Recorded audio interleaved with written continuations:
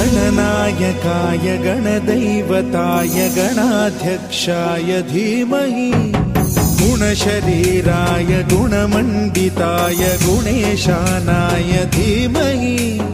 गुणातीताय गुणाधीशाय गुणप्रविष्टाय धीमहि